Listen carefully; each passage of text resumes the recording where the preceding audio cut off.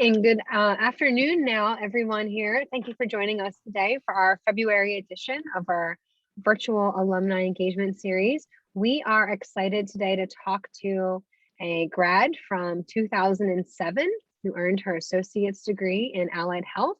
I'm joined today by Dr. Marc Minnick, Manor's Provost and VP of Academic Affairs. We are joining Olya Yarychkivska, who is a postdoctorate fellow at Rockefeller Center, and we're going to hear about how Manor really set her up for success in lots of education post her degree at Manor, how she got to know the college, and kind of what she's been doing now out in the world. So, Olya, thank you for being with us today. I'm excited to be here. Thank you for having me. So can you get us started by sharing with us, how did you get to hear about Manor College, and how did you decide that was the school for you to start your higher education? Also, I actually moved to the US right before starting Manor, and I was applying from Ukraine. And how did I hear about Manor is kind of through Ukrainian community here, because Manor was started by a Ukrainian bishop and sisters. So it's quite known in the Ukrainian community. And I thought that it would be a perfect place for me to start my education in the US from, this kind of cozy, smaller college, which will give me a jump start to go anywhere I want. And it's really, indeed, that was the case. I mean, that's great to hear. And you totally touched on our history, our background, and the stuff that we're proud of, our founding by the sisters, and definitely that Ukrainian Catholic heritage is something we live by. But you also touched on so much more, the small atmosphere, that it really gave you the chance to really explore and to learn. So, did you find any challenge since you were just coming into the States and then going right into college? And how did your experience at Manor help, that small, intimate approach help you towards completing those challenges? Well, I think it made all the difference. And I realized that later when I went on to Drexel to finish my degree and ending up in a huge university, I could compare that it's such a huge difference. And coming over, just getting accustomed to the culture and how the education system is run is so different. Everything is really different. It was extremely great and valuable to be in such a small atmosphere. Everybody was very supportive. I could reach out to everybody very easily. People were willing to help me out at any step, financial aid, anything. I really got help in every direction and support in every direction. And academically, I really remember this moment when my chemistry teacher, Dr. Purcell, he told me, you should start thinking about grad school. And I take this as a pivotal moment in my career, because I was thinking that I love learning, and I kind of want to learn as long as possible. But I didn't realize that in the US, you have to think about graduate school the first, your freshman year, essentially. But he kind of pushed me in that direction and made me think about things and made me think about experiences I need to gain before graduate school. So that really, changed my trajectory, that indeed I was able to pursue graduate school right after my bachelor's degree, thanks to that, initial interaction. And and there were many things. I guess we will talk about the Jack and Cook nomination, that I was nominated by Manor College, and this trust that was put in me as a candidate was huge, and I really felt like the entire campus supported me.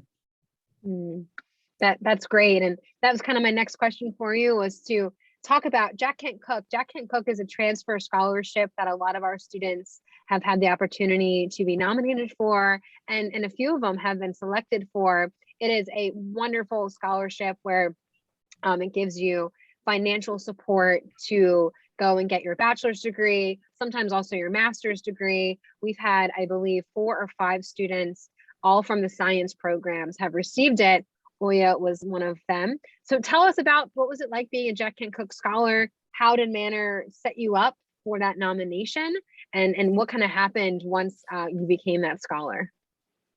I would say that, I was not really familiar very much with the scholarships, or I was not accustomed to looking for opportunities only by working with financial aid officers who helped me out.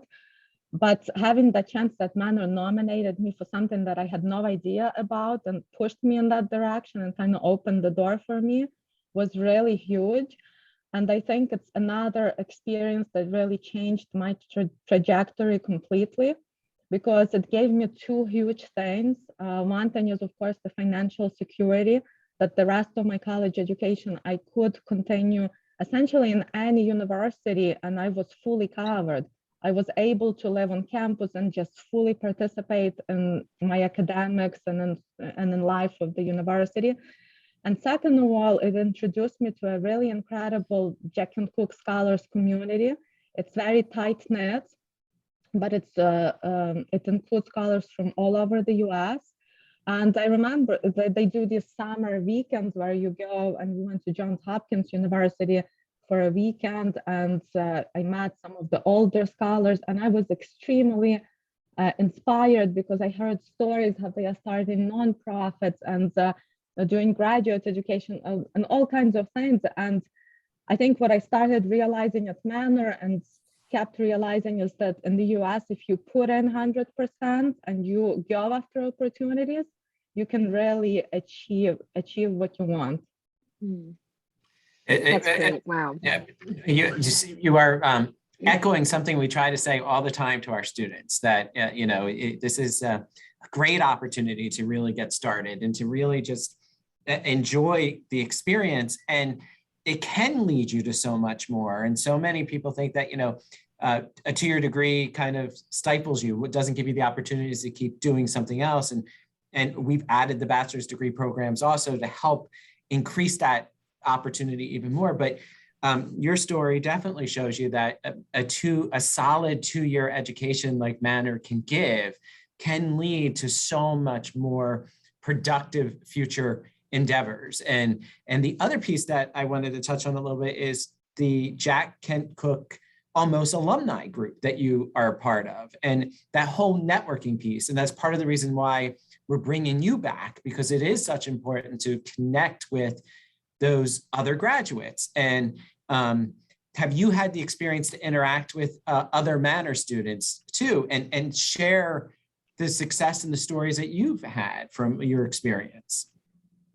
I absolutely, for your first point, I absolutely agree. And I guess here I represent some of the students who are really interested in a kind of academic career. And I did my PhD after Manor at Columbia University. And I think to many people, it was like, wow. And, to me, it was kind of like, wow, I made it there. But I did, and it's possible. And if anybody is watching us and you are interested in this kind of academic career, to stay in universities and to maybe teach in the future, you can totally do it with a Manor education and just take all the opportunities. And with the Jack and Cook, it has been amazing because I got that undergraduate fellowship, then I had a 1-year graduate fellowship. And then I actually received a prize from them for my nonprofit work later. And at the award ceremony, I met one of the Manor's new recipients of the Jack and Cook Scholarship, Isla Martinez. And it was really, really nice to see her. I would really tell people, if anybody is really interested in research, I do genetics research in a lab. Science, I love science. If anybody from Manor students' body is really interested in this kind of direction, totally reach out for me. I love talking to people about this and giving advice on how to best propel your career in this direction. I'm at the Rockefeller University right now, which is like the top science institution in the world. And if you would love to see the lab, you can totally come to New York City and I will show you everything that we do. So I'm totally open to advising anybody who wants this path. That's great. Thank you so much. And I hope we have some students who are feeling really inspired and encouraged and just like, yeah, I want to talk to you. I want to learn. It's such an amazing story. Well, yeah, I want to take a minute and hear about your nonprofit that you started. I think that's another element that's not science related. It's entrepreneurship and business skills and communication skills and so many other great skills also that I think you're so well rounded in, and also ties into your home country, Ukraine, obviously very close to us. Tell us about this nonprofit, what the work that it does, what your role in it, and how maybe kind of some updates on what it's doing currently. So actually, I can tell you officially now, I started a second nonprofit now, but first I will speak about the first one, which is called Razum. And we are US based, and we do a lot of projects in Ukraine, various projects from humanitarian help to legal reports on the situation in Ukraine that we presented at the United Nations. So all kinds of very diverse projects showcasing Ukraine to the world, new Ukrainian leaders and successful people. And and currently, just essentially at the end of January, and I just received a notice, I co-started with a group of Ukrainians in Ukraine. I got involved with the spinal muscular atrophy disease. It's like ALS, Lou Gehrig's disease, but manifests in children. Thankfully, this disease is actually due to the SWAN gene mutation. So in the past 5 years, the drugs have been developed that can totally stop this disease, and the children can live a normal life, which is a miracle. And to me, as a scientist, as a geneticist who really understands these kinds of genetic diseases, it's kind of huge to participate in helping patients with this, because my research is very basic. I learned to understand how the cells die, and it's very molecular. So I don't have a direct interaction with the patients. I just have a hope, and I do it for the reason that I hope my research will build a foundation to discover drugs in the future that will help people to cure a disease. But my social work and this kind of nonprofit work is a way for me to be directly involved with patients. And so I was involved in Ukraine with this big campaign for advocacy for government funding of this drugs for this disease. And we saw so much suffering around the world. Many countries don't treat these children and they just waste away. It's a terrible, terrible situation. And all is due because the medicine is very expensive. So now we started a global SMA. It's a new nonprofit, and we are developing a humanitarian program in collaboration with Ukrainian diplomats and diplomats of other countries and pharmaceutical companies that we would love to make all the drugs accessible to every single patient in the world who's suffering from this disease. That's just great. I'm listening to you talk, and I'm thinking how we can incorporate you in so many different classes here as a guest speaker or a guest lecturer, between the sciences, the social aspect of everything you're doing, the business side of everything you're doing. I mean, you really have, you make Manor proud with all the work that you've accomplished and continue to accomplish. And to think that a lot of this was inspired by that teacher way back when, that just kind of put that bug in your, obviously science, I'm sure, was something you were interested in when you got started, but just that extra little piece, just that extra little push to, and it's, look at all you've accomplished. It really is just an incredible story. And I'm sure you're proud. There's no doubt you should be proud with all that you've accomplished. It really is fantastic to hear. Thank you so much. I'm just trying to do my best and, and live a good life where I can give back to others. And I think that inspires me. My motto is to help others. And these are the ways that I found to realize the talents that I have and what I can do in this direction. And yeah, really would be happy to participate in any opportunity to advise students. But yeah, take the opportunities, look for opportunities. Don't shy away from them. And if you have some vision, you just have to put in the work. You cannot get anything without the work. It's very hard work. I remember times in college when I was studying biochemistry and, I heard others partying in the next room. But you just have to put in the time and focus on what you want to achieve, and then you will get it. That's great.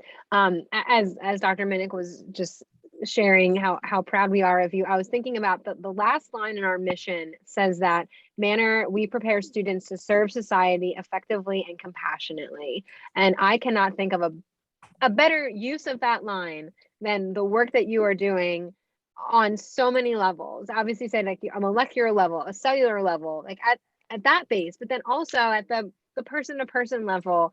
It is so inspiring. Thank you for everything that you're doing. Kind of my last question here to wrap up is, you kind of touched on it, but like what advice would you give our students right now? You said, take your opportunities, put in the work. Right now our students are in a flex learning environment. So some are online, some are in person. And that has been a real challenge, I would say, for our students, but across the country and in higher education. Any tips or advice for students who are navigating COVID and pandemic life, being a college student? A lot of our students are working in the middle of all of this, holding part-time, many have full-time jobs. It's a lot. And while they might have the intention of wanting to give it their all, their life circumstance might not let them. So what would you say to someone who's out there who's like, oh, life is just so hard right now. I want to do all the things that you're telling me to do, but I just can't. What would you kind of encourage them with? And listen, not everybody has to do everything what I'm doing. You have to realize what are your priorities in life and kind of make a structure. These are my 3 top things that are the most important to my life right now. And you can even reevaluate it every 6 months or every year. Maybe it's your job, your family, and maybe you have some time for volunteering. Maybe you don't have time for volunteering because you have a job. So it really depends. And, of course, you want to keep your psychological health, your mental health, you want to be happy. One advice that I would give in this situation is maybe try to flip the situation in a positive way.